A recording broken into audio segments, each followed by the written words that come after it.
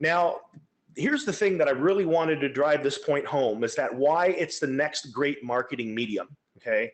And the first reason is I want to show you some slides that I took from Statista, which is a company that does research and surveys. And this is one of the things they came back with about email open rates last year.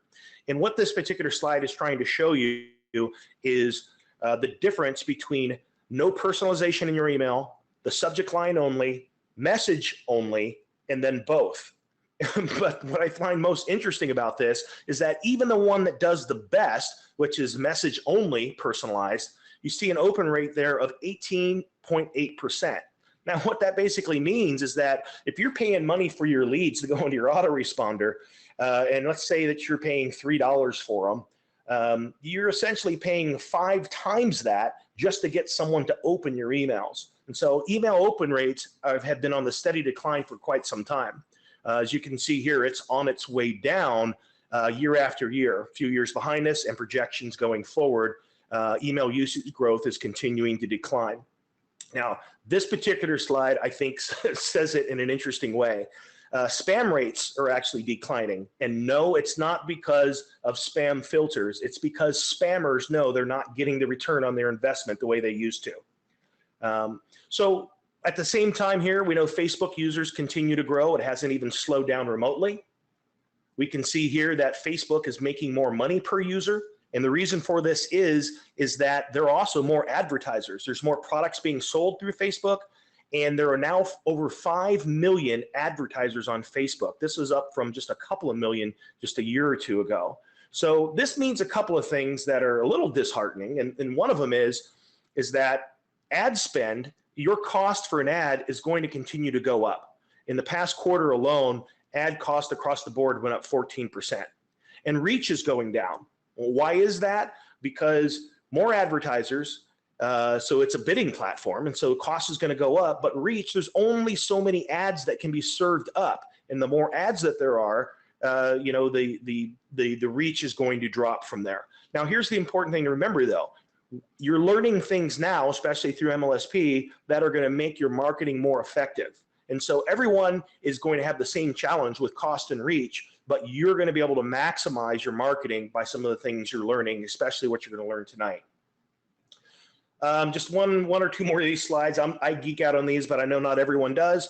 Facebook Messenger users continue to grow. You can see the projection through 2020, another 40% in growth. And this last one here is kind of interesting because what it's telling you is that of the people who use Facebook Messenger, this is the percentage that has purchased a product on their mobile device within the last month of the third quarter of last year. Average across the board is half of them, 55%. And even the smallest demographic, over 55 to 64, still a third of them are now purchasing on a monthly basis through their phone, at least the ones that use Messenger. So Messenger in and of itself is becoming a dominant platform, not compared to anything else. It's out there leaps and bounds ahead of everything else. A couple things here I wanted to show you is that if the end result is we want customers, I want you to look at how things have changed. Going back to where just before the internet, for those of you that can remember, direct mail created this long sales cycle, okay?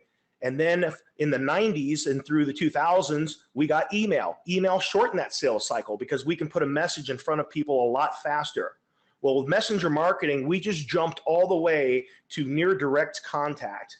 And the reason for this is because now we're able to get up close and personal with our prospects. We can cut all that lag time.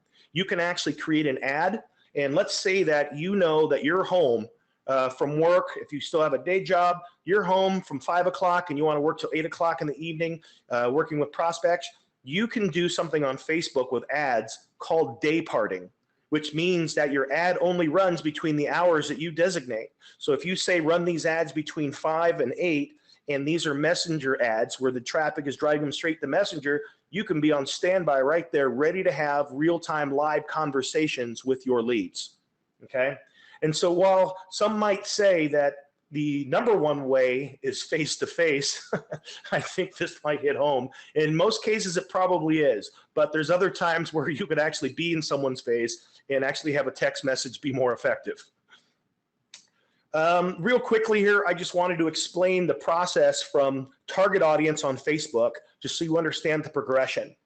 A target audience at the very beginning is anyone that you think, this is just where you have a hunch, a hint, that someone is going to want the value that you have to offer, okay? They may have interest. This is our best guess. I might say people that live in Austin, women between the ages of 25 and 50 who have an interest in yoga. I might start there, but not everyone that's in that target audience will have an interest in what I have to offer. But that's where I'm going to start.